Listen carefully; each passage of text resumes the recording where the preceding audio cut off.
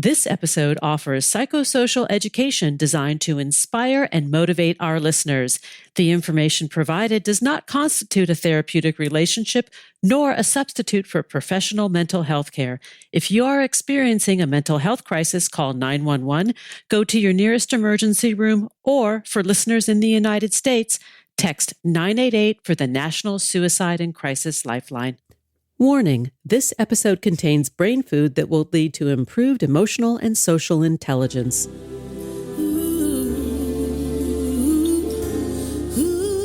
Thanks for tuning in to Harvesting Happiness today for a healthy serving of consciously prepared brain food. This is Lisa Cypers Kamen, your host. Since 2010, we've been broadcasting sound ideas for better well-being.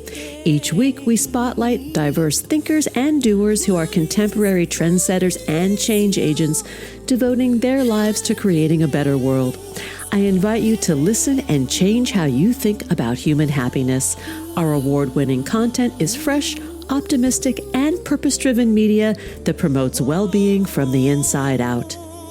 Good morning, good afternoon, and good evening, wherever you are. Thanks for joining me on today's show, where you will learn about digital detoxing for your neural networks, brain health in the technology era. My guest today is Dr. Carl D. Marci. Elements of this episode originally aired in June of 2023. He is a leader in the fields of social and consumer neuroscience. He's also chief medical officer at Kava Capital and was formerly the chief neuroscientist at the Nielsen Company. Dr. Marci is also on the faculty of Harvard Medical School and is a psychiatrist at Mass General Hospital. He is the author of REWIRED, Protecting Your Brain in the Digital Age, and that's what we're talking about today. Dr. Marci, thanks for joining me today. Lisa, it's my pleasure. Well, I am glad you're in the house because this is a subject that for the past several years, I've been after dear Andrea, our producer, like we need more people to come and talk about this, how technology and social media impacts our brain. Yeah, it's a big topic. And I think it's one that, like many things with the pandemic, became accelerated and more in our consciousness, particularly as we were all spending more time in front of screens at work, school, and otherwise. I think there's more awareness of it than, say, pre-pandemic, although I think there was even a fair amount then. Yeah. We have survived the pandemic, and yet social media is stronger than ever. And especially TikTok, I'm noticing with the young adults that I am surrounded by, my kids, TikTok it's hard for these kids to pull away from it. Yeah, it really is amazing. And I think TikTok, in a way, exemplifies a lot of what I was trying to communicate in the book. And a phenomenon emerged during the pandemic that I was not able to write about, but I think really offers some of the best confirmation of this notion that social media really can rewire our brains. Do you want to hear about it? Yes, I'm waiting with bated breath. I definitely want to hear about it. So what happened was I had a reporter from the Wall Street Journal reach out, and she was asking about the TikTok brain. And we were having a conversation like this, and she mentioned something called TikTok tics. I was like, oh, what's that? And she said, oh, well, it's this phenomenon. These kids are developing tic disorders on TikTok. I was like, oh, I've got to look into this.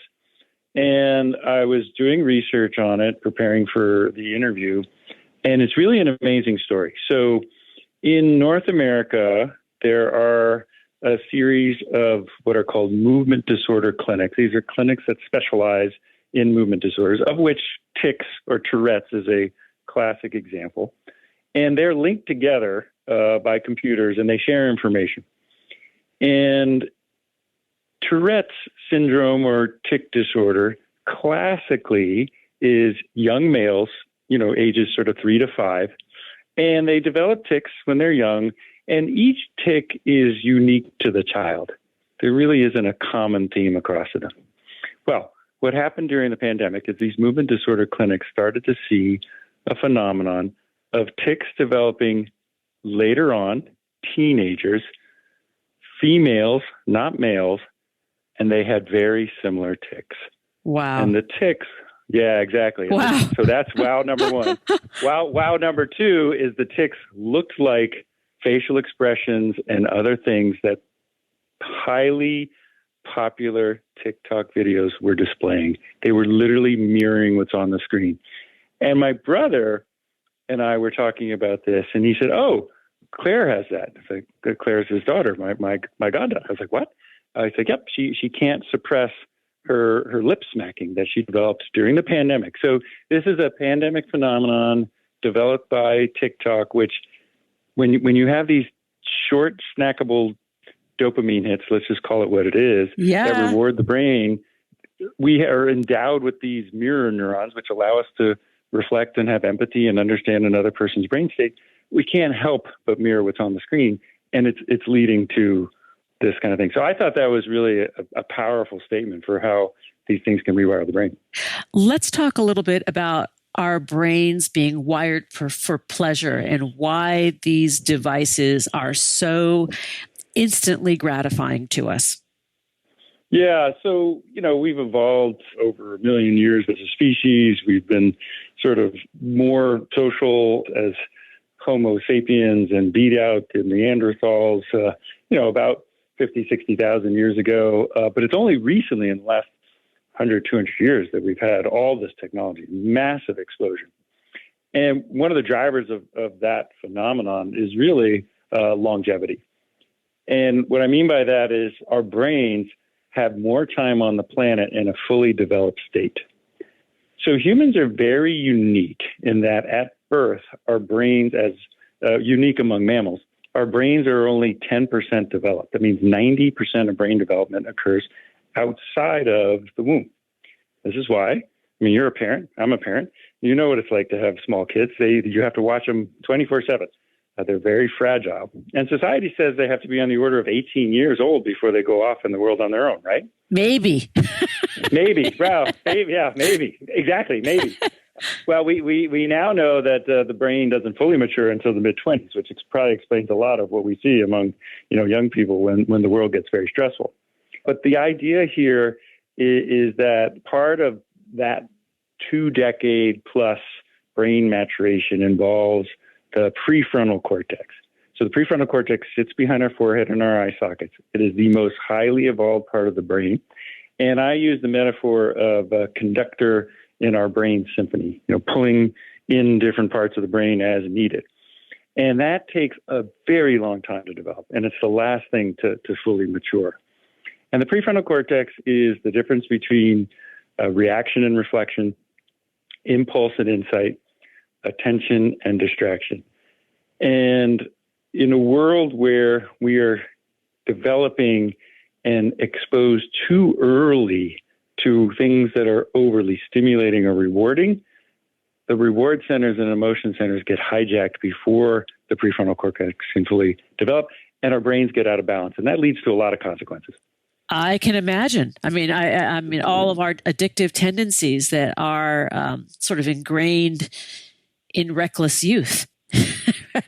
That explains it. If you think of it like just kind of a seesaw, right? You want some balance between the reward and emotion centers of the brain and the more rational thinking impulse control centers of the brain. And if that gets out of whack, you could imagine you have more impulsivity, you have more attentional problems.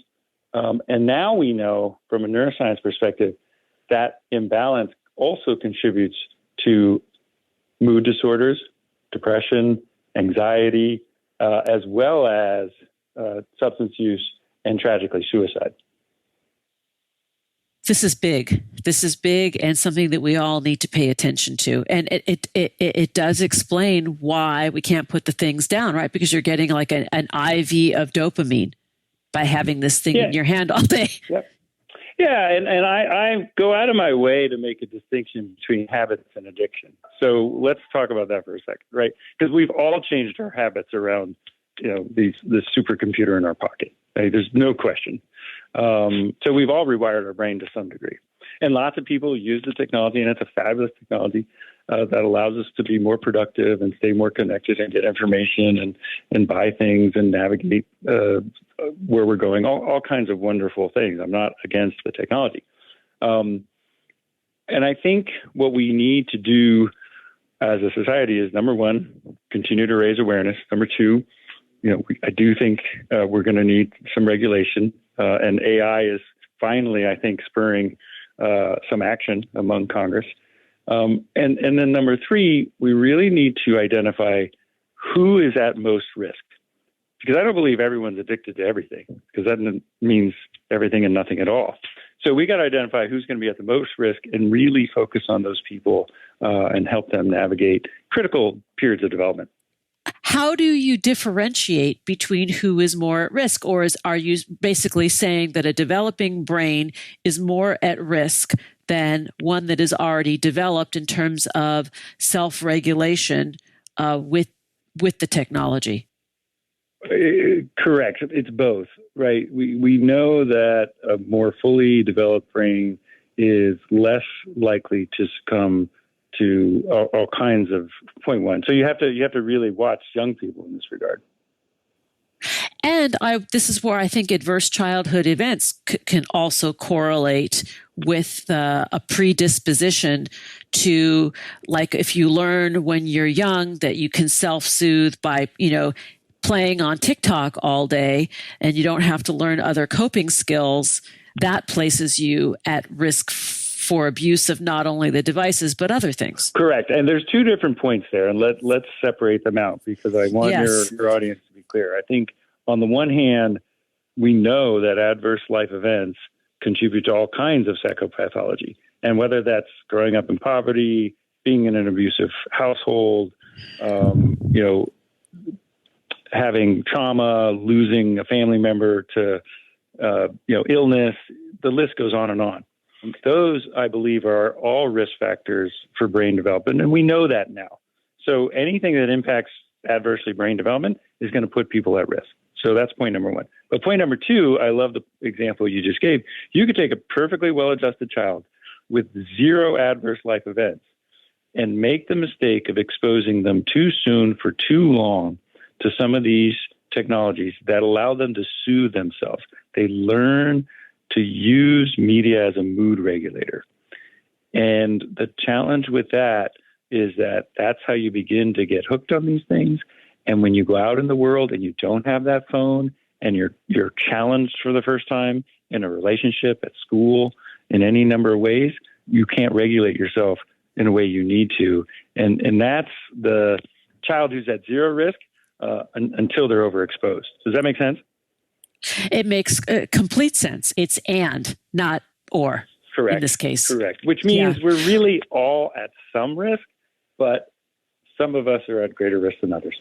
Let's take a break. And when we come back, we will continue the conversation with Dr. Carl Marci. We're talking about Rewired, protecting your brain in the digital age. To learn more, please go to rewiredthebook.com. And on Twitter, you can find Dr. Marci at CM Biometrics. And on LinkedIn, go over to Carl D. Marci, MD. Here comes that pause. We'll be right back. Hang on just a sec. Before we pause, let me share this ad by BetterHelp, reminding everyone that good mental health supports a happy life.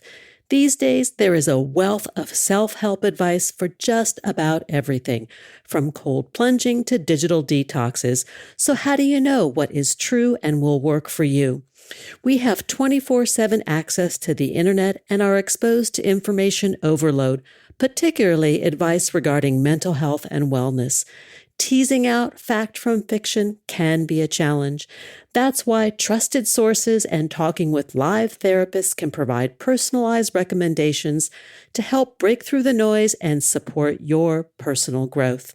As a listener of this show, you know the importance of a balanced mind and a satisfied soul. And yet sometimes we may face challenges or difficulties when we just need a neutral, reliable professional to talk to.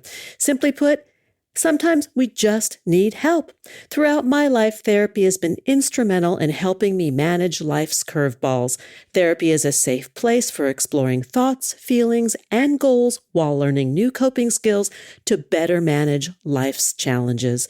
With over 30,000 therapists, BetterHelp is the world's largest online therapy platform, boasting an App Store rating of 4.9 out of 5 based on over 1.7 million client reviews. BetterHelp is convenient and delivers therapy at the click of a button from the comfort of wherever you are. No driving, no parking, no waiting, no hassle, allowing you to fit therapy into your busy life. Plus, you can switch therapists at any time. Join me and more than 5 million people who have taken charge of their mental health. As the largest online therapy provider in the world, BetterHelp can provide access to a diverse range of mental health professionals with various areas of expertise. Talk it out with BetterHelp. Our listeners get 10% off their first month at BetterHelp.com/harvestinghappiness. That's BetterHelp, HELP.com/harvestinghappiness. Now let's take that pause. We'll be right back, and that is a promise. Harvesting Happiness is rooted in science. Our work facilitates applied positive psychology practices through media and consulting. We're committed to sound ideas for better well-being, leading to increased life satisfaction and a better world for everyone. We're not into pseudoscience or quick fixes. We're focused on common sense backed by rigorous research. Healthy critical thinking is the foundation for our discussions. We encourage you to challenge preconceptions and explore ideas with a curiously discerning mind. Collaboration with our guests is united by an inclusive vision to boost resilience, critical thinking, communication, and problem solving through civilized discourse and pleasurable relational engagement for everyone. Each day, we have the intellectual freedom to be happy or the liberty to be miserable, regardless of external circumstances. If you or someone you know is struggling with mental health, please seek support because good psychological health is vital to the achievement of a healthy and satisfying life. Visit harvestinghappiness.com for psychosocial and educational services that boost emotional and social intelligence. And we're back, continuing the conversation with Dr. Carl D. Marci. We're talking about digital detox for your neural networks, brain health in the technology era. Let's get back to it. Okay, Carl, let's talk about the antidote or the counterbalance to this digital distraction that we are all obsessed with. And by that, I mean those in-person relationships that we have in some cases forgotten about or have been unable to connect in that way during the pandemic. And it created a relationship famine of connectivity. Yeah, I think it's an important topic. So we spoke earlier about how vulnerable the brain is at birth and how adult caregivers need to be actively involved in the development of a child early on and really throughout the first 2, sometimes 3 decades of life. That's a very, very long time, right? I like how you slipped that in 2 or 3 decades, because I don't know how old your kids are, but mine are in the middle of that second decade, and I'm still there. Yeah, well, mine are just finishing their first decade, and I worry about what's ahead. But hopefully, we have some tools and education to help us. But let's think about it now from the perspective of brain development and how for eons we have relied on face-to-face, intimate, reciprocal relationships. And what we know about intimate, face-to-face, reciprocal relationships between humans of any age, but in particular an adult caregiver and an early child, is that they're powerful from an emotion regulation and brain development perspective. Full stop. There is nothing a young child needs more than the interaction from someone with a more developed brain so that they can learn and mirror and do all kinds of things. So now enter a world where adults in the U.S. are consuming on average over 80 hours of media a week. And the TV's on in the background all the time, and you're on your phone half the time. Well, Junior's just sort of flopping around, and then you realize, wow, Junior actually likes screens too. And you think your child is a genius because at 8 months of age, they can tap a screen and make sense of it. No, your child's not a genius. Steve Jobs is a genius because he made a device that an 8-month-old can use. Right. And his kids aren't using it. Well, because he knew, right? Yeah. And that's the sad part. But the reality is we need to prioritize, and this is one of the recommendations in the book, what I refer to and social psychologists refer to as strong social bonds. And that is the network of people in your inner circle, somewhere between 5 and 50, real people that you can keep track of their lives and they can keep track of yours.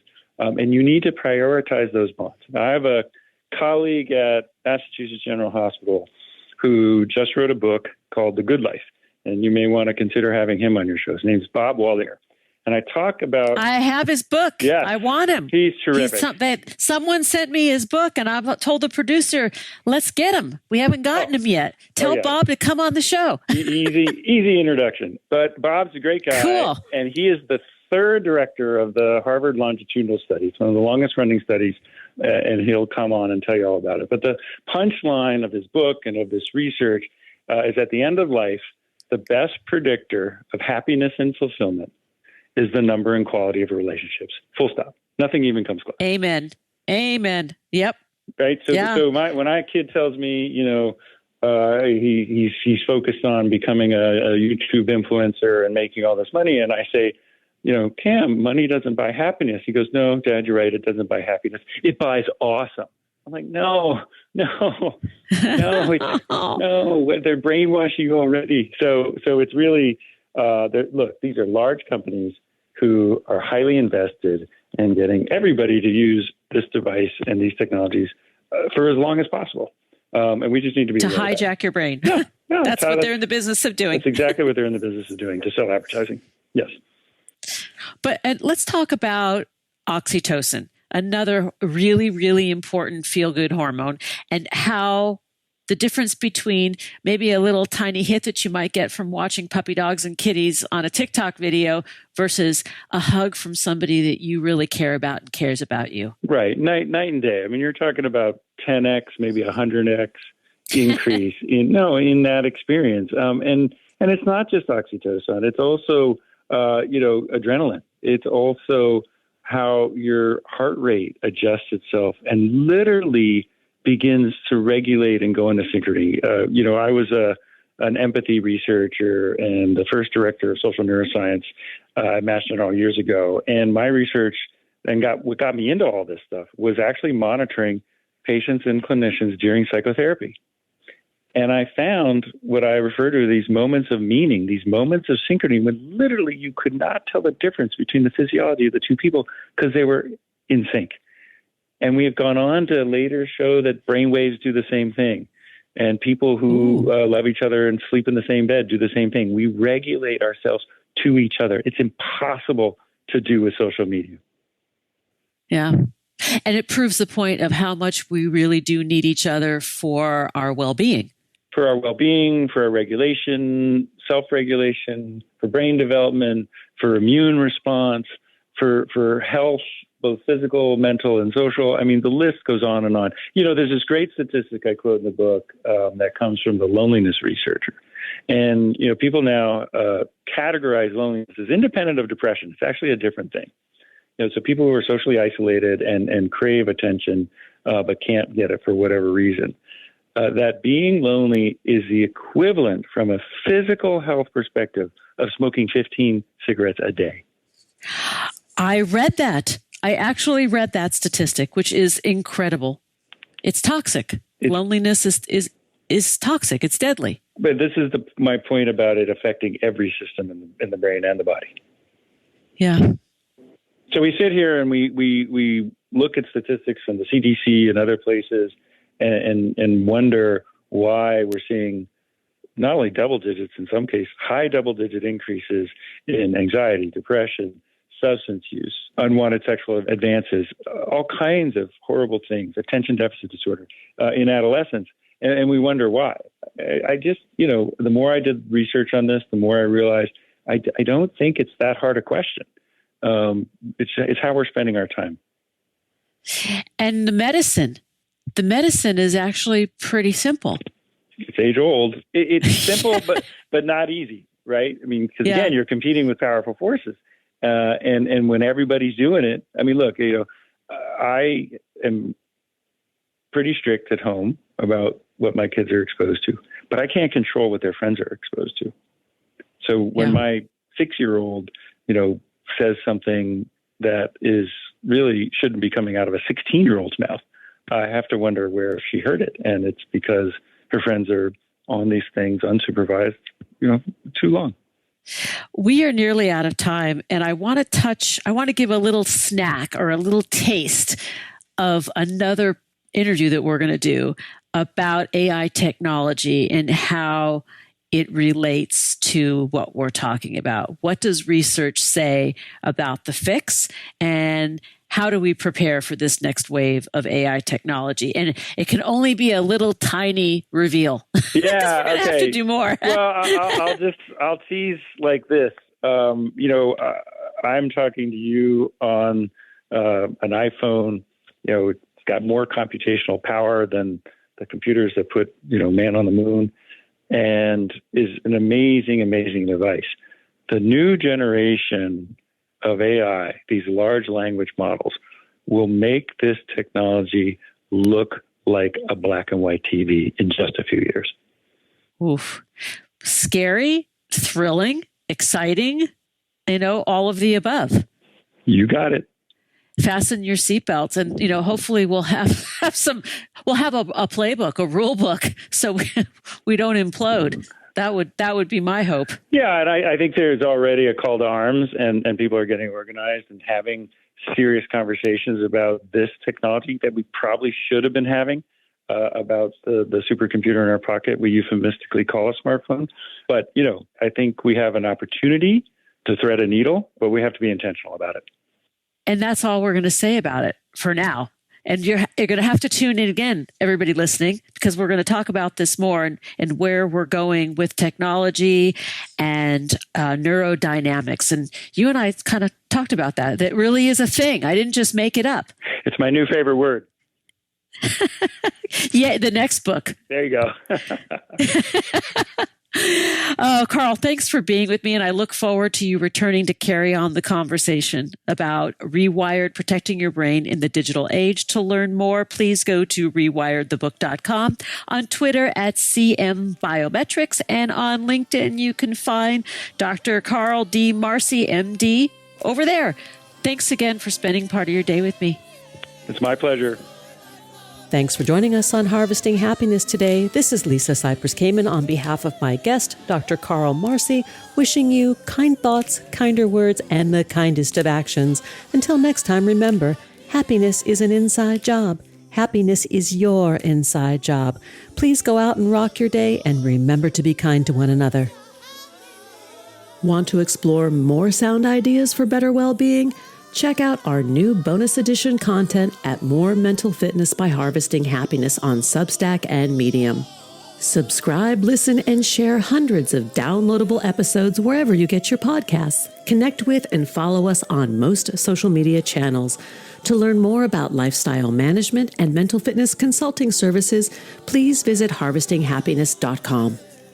Harvesting Happiness and More Mental Fitness are produced by Lisa Cypers Kamen, Andrea Mengele, Robin Boyd, Andrea Daly, and the excellent team at Podfly Productions, including Eric Begay, Kimberly Beck, and Alec Guess, in collaboration with TogiNet Radio, KBUU, RadioMalibu.net, and is available on PRX, the Public Radio Exchange.